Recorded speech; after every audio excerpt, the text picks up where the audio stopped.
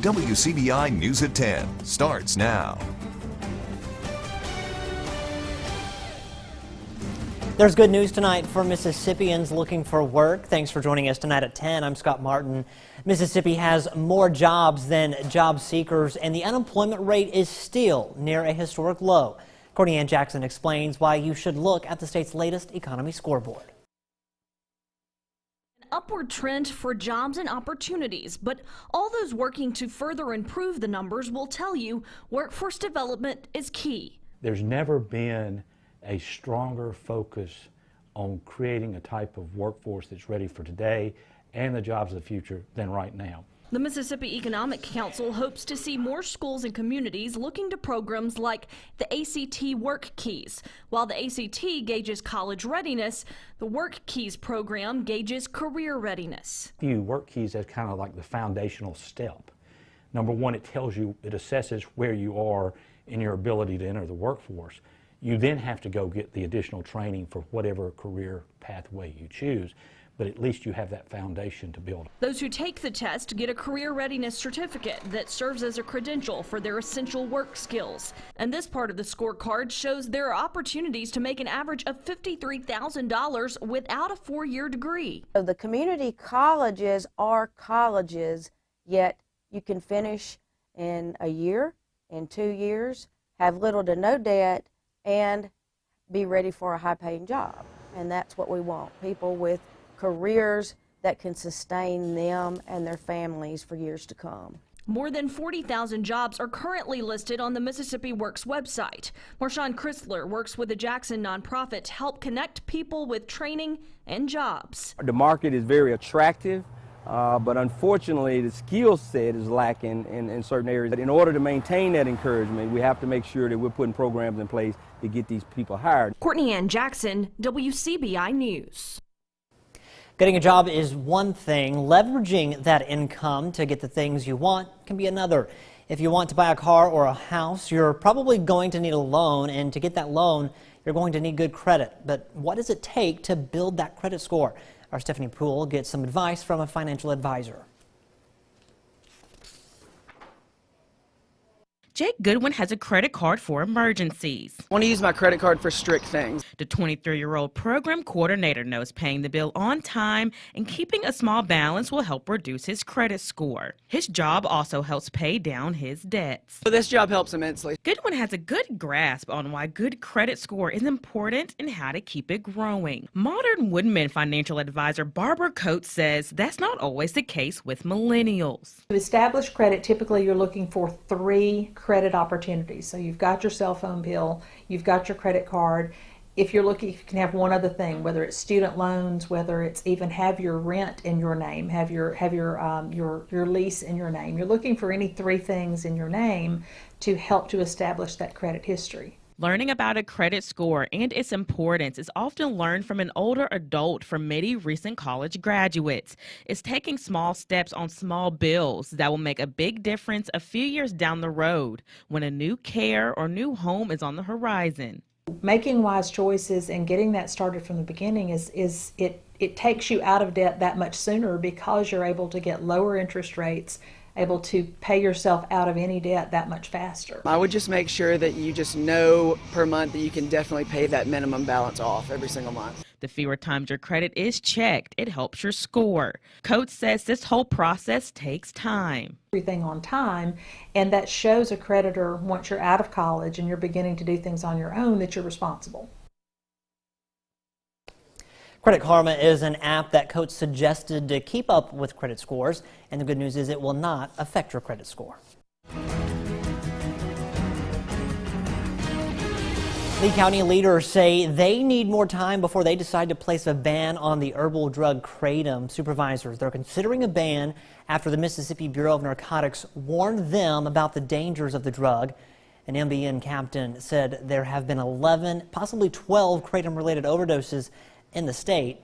Kratom supporters say the herb can help with pain management, anxiety, and other issues. Board of Supervisors President Tony Roper said his main concern is minors being able to buy it. But we'll try to in Lee County to keep some of these kids from getting it and getting their hands on it. So it's just From everything I've get out of it, if you take it wrong, it's a bad thing, and when you walk in a service station and get it, that makes it twice as bad. So, because the kids don't know the difference. Well, kratom is a tree found in Southeast Asia. Its leaves can be eaten raw, but are often crushed and brewed as tea or turned into capsules, tablets, and liquids. So far, 28 counties and cities in northeast Mississippi have made possession or the sale of kratom a misdemeanor. Time now to toss things over to meteorologist Jacob Dickey to get a first look at our Monday night forecast. Hey there, Jacob. Hey Scott, things are dry and quiet out there right now in our neck of the woods. We're seeing mid to upper 70s for temperatures under a mostly clear sky. Not really seeing any rain in our region. There are a lot of big storms off to the west, though. Those storms do not come our way. Not a problem for us, causing some big problems as we head looking to Oklahoma, though. And right now tonight, temperatures will be falling into the 60s locally. We've got a few clouds and a nice night. Coming up in just a bit, though, we're going to talk more here about the potential for some tropical trouble brewing right now. Also have a look at Futurecast, and we'll get you your 7-day forecast. A 6-year-old from Columbus is being called a hero tonight after her courageous efforts to save her mom's life. On Saturday, Jasmine Walters' mom suddenly lost consciousness. Without thinking, she immediately jumped into action and called 911. Our Quentin Smith, he speaks with the mother. Quentin, she's very thankful to be alive tonight. Yes, Scott, she most definitely is. Usually it's the parents protecting the children, but it was the other way around this time. Toshiba Billups says she makes Jasmine write down her address 5 times a day to make sure she never forgets it. Well, on Saturday, that practice paid off. Dozens of phone calls come into the Columbus Lounge 911 center every day. However, on Saturday, there was one particular call that stood out. Hi, I'm out. Hey, where's your mommy? My mom said I have a heart attack. On one end was Lowndes County dispatcher Kim Powell, and on the other was 6-year-old Jasmine Walters. Well, I remember when I first answered the phone, I heard a sweet little voice say, "Hey," and I knew it was a kid, so I asked her where her mother was, and that's when she told me it was a medical call and she needed help, so I knew I needed to get someone to her really quick. It was around 7 o'clock at night when the call came in. Jasmine was at home and noticed her mom was passed out on the floor suffering from seizures. But instead of panicking, this 6-year-old knew just what to do. She called for help. Okay, I got help coming to you, okay? Okay. Yeah, all right, baby. Yeah, stay on the phone with me, okay? Okay. First, when I fell to the floor, all I know is she just said, give me your phone. And I really didn't know that she would call 911. I thought she probably would have called my sister or something, but she called 911 and told them the address and everything. She was completely brave, never cried, never whimpered. She sounded like an adult talking on the phone. She was very, very calm. We do not get that from most callers that call 911. Once first responders arrived, her mom, Toshiba Billups, was rushed to Baptist Golden Triangle to be treated for her seizures. If it weren't for her, I probably wouldn't be here today at all. Jasmine is still emotional after the incident as she wipes tears from her eyes. Days after the phone call, the Columbus Police and Fire Departments, along with Lowndes County 911 dispatchers, showered the kindergartner with lots of love and gifts, thanking her for being a hero and handling the situation with such courage and grace. It was very emotional, but I just wanted Jasmine to understand just how brave and how courageous she really was, because, you know, her mother's here today because of her, and I really hope she understands how precious she is to all of us now. I'm really thankful. Because how life is right now, it's so much going on. But my daughter, she's just a hero right now. Now, aside from being a hero, the 6-year-old says she enjoys singing, dancing, and of course, playing with her toys.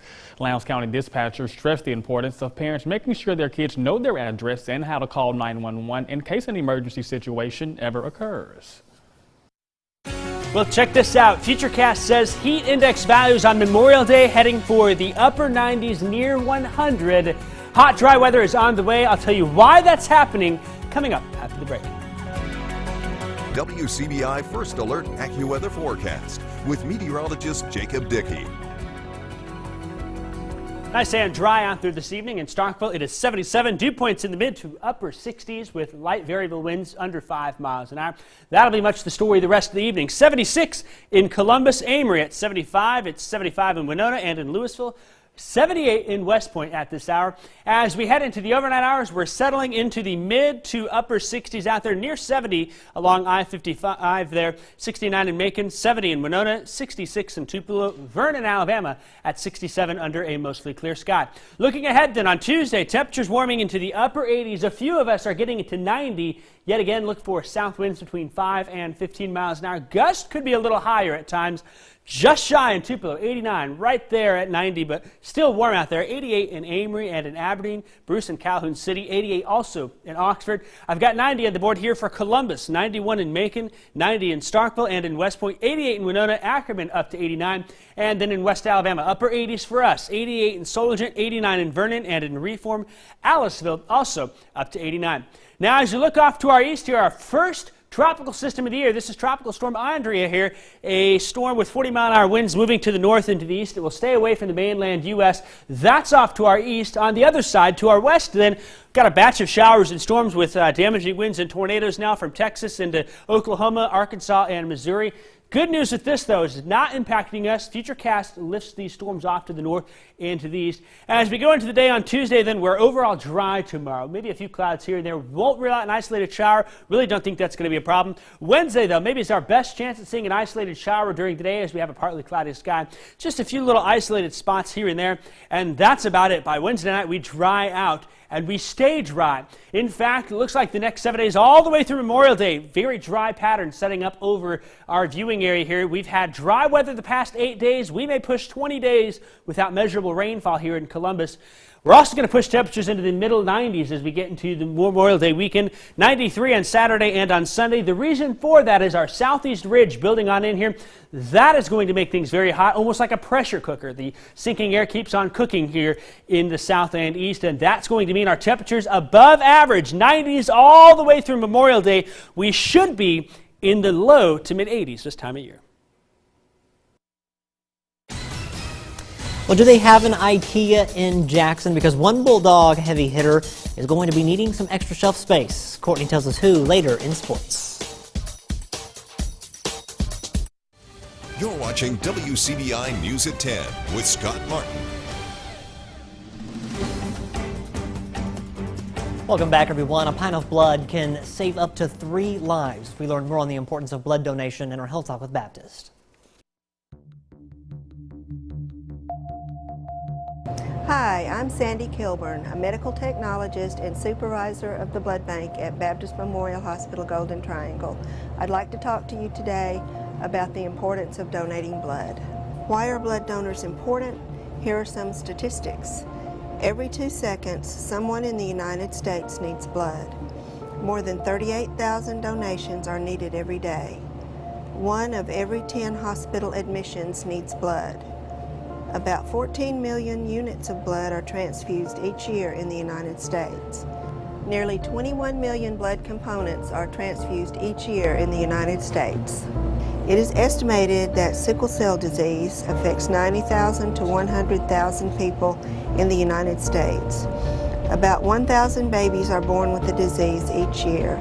Sickle cell patients can require frequent blood transfusions throughout their lives. More than 1 million people are diagnosed with cancer each year and require almost daily transfusions during their chemotherapy treatments. The blood used in an emergency is already on the shelves before the event occurs. A single car accident victim can require as many as 100 units of blood. The blood type most often requested by hospitals is type O. Join us next time for Health Talk with Baptist when we will discuss some common myths about blood donations. Mail your topic suggestions to healthtalk@wcbi.com. Health Talk has been brought to you by Baptist Memorial Hospital Golden Triangle. If you'd like to donate, here is your chance. A blood drive is happening this Friday at the Outpatient Pavilion Conference Center at Baptist Golden Triangle. It'll be from 11 a.m. to 5 p.m. For more information, you can call 877-258-4825. Senior Jake Mangum takes home some new but familiar hardware this afternoon. More on that coming up next in sports.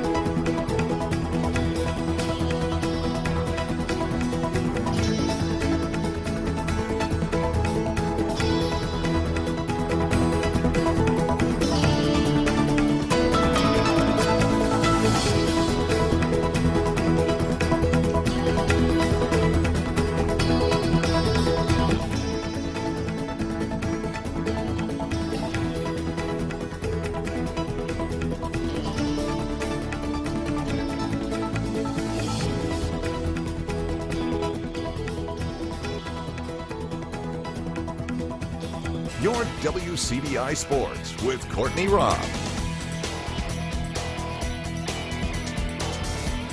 Senior center fielder Jake Mangum has accomplished many things during his collegiate career and is known as a Bulldog that makes history. Well, he's done it yet again. For the second time in his Bulldog career, the Pearl native is awarded the C Spire Ferris Trophy, becoming the first ever two-time winner. Mangum beat out not only his Ole Miss rivals Tyler Keenan and Gray Kessinger, but he also beat out his own teammate Ethan Small. It also marks a special moment for MSU athletics as it sweeps the Ferris, Connerly, Howell, and Gillum trophies for the first time within the same year.